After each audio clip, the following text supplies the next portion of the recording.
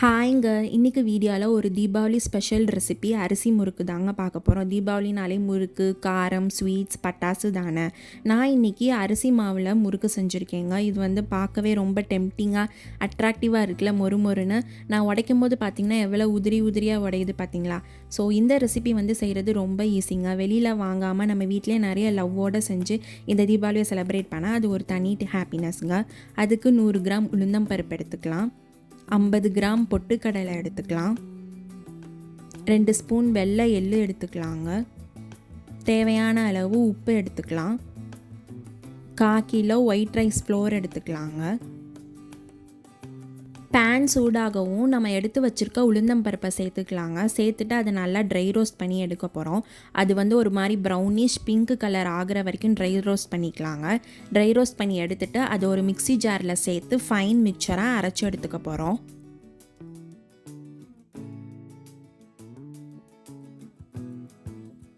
எடுத்து வச்சுருக்க பொட்டுக்கடலையும் மிக்ஸி ஜாரில் சேர்த்து ஃபைன் மிக்சராக அரைச்சி எடுத்துக்கலாங்க.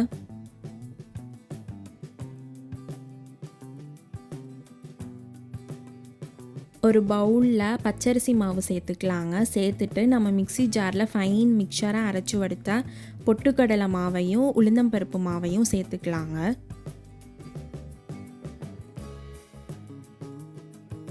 எடுத்து வச்சுருக்க வெள்ளை எள்ளு சேர்த்துக்கலாங்க. சேர்த்துட்டு தேவையான அளவு உப்பு சேர்த்து நல்லா மிக்ஸ் பண்ணிக்கலாங்க. என்கிட்ட அவைலபிளாக இருந்தது வெள்ளை எள்ளுங்க, அதனால் நான் வெள்ளை எள்ளு சேர்த்துருக்கேன். உங்களுக்கு வேணும்னா சீரகம் சேர்த்துக்கலாம், இல்லாட்டி கருப்பு எள்ளு கூட சேர்த்துக்கலாங்க. மீடியம் சூடாக இருக்கிற ஒரு கரண்டி ஆயிலை சேர்த்துக்கலாங்க. சேர்த்துட்டு நல்லா மாவை வந்து மிக்ஸ் பண்ணிக்க போகிறோம்.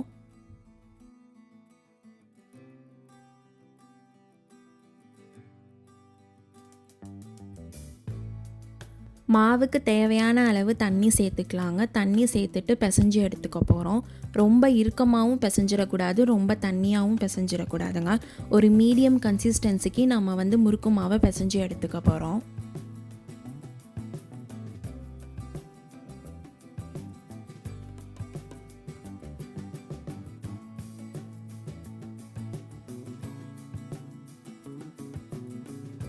முறுக்கு மாவை நல்லா சாஃப்டாக கரெக்டான கன்சிஸ்டன்சிக்கு பிசைஞ்சு எடுத்துட்டோங்க.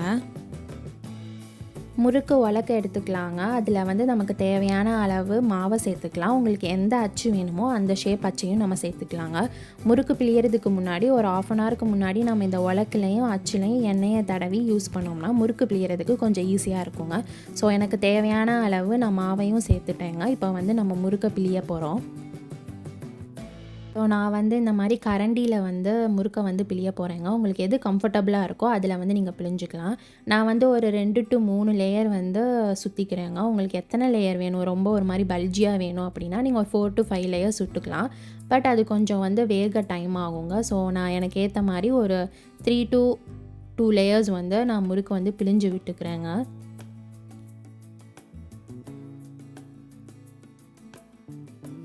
பேனில் ஆயில் சேர்த்துக்கலாங்க. முறுக்கு மூழ்கிற அளவுக்கு ஆயில் சேர்க்கணும். நான் வந்து 1 லிட்டர் ஆயில் சேர்த்துக்கிறேங்க. சேர்த்துட்டு நம்ம பிழிஞ்சு வச்சுருக்க முறுக்கை வந்து ஒன்றா சேர்த்துக்கலாங்க.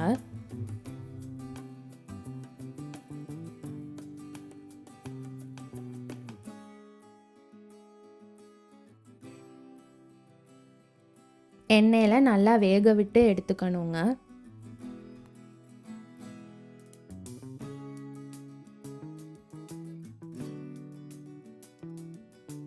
2 சைடும் ஈக்குவலாக ஃப்ரை பண்ணணுங்க. ஸோ நான் வந்து 2 சைடும் வந்து அப்பப்போ வந்து மாற்றி விட்டுக்கிறேன். மாற்றி விட்டு அதை வந்து நல்லா எண்ணெயில் வந்து வேக விட்டு எடுத்துக்கலாங்க.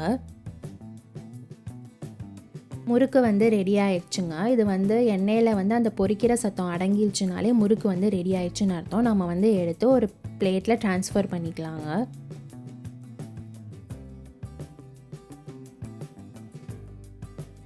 ஸோ நான் அடுத்து இன்னொரு டிஃப்ரெண்ட் டைப் ஆஃப் அச்சில் வந்து செகண்ட் பேட்ச் போட்டு எடுத்துக்கிறேங்க. ஸோ அதே மாதிரி மாவு பிசைஞ்சு வேறு அச்சு வச்சு நான் வந்து புழிஞ்சு எடுத்துக்கிறேங்க.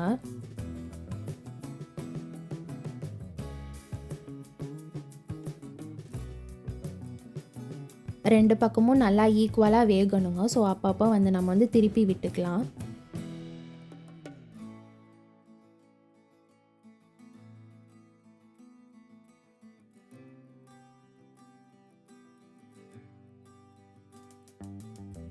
ஸோ அவ்வளோதாங்க, அரிசி முறுக்கு ரெடி ஆயிடுச்சு. வெளியில் வாங்கி செலிப்ரேட் பண்ணுறத விட வீட்டிலையே பார்த்து பார்த்து நம்மளே கையால் செஞ்சு செலிப்ரேட் பண்ணோம்னா அது ஒரு விதமான ஹாப்பினஸை கொடுக்குங்க. ஸோ அடுத்த வாட்டி நீங்களும் வெளியில் வாங்காமல் வீட்டிலே கண்டிப்பாக செஞ்சு பாருங்கள்.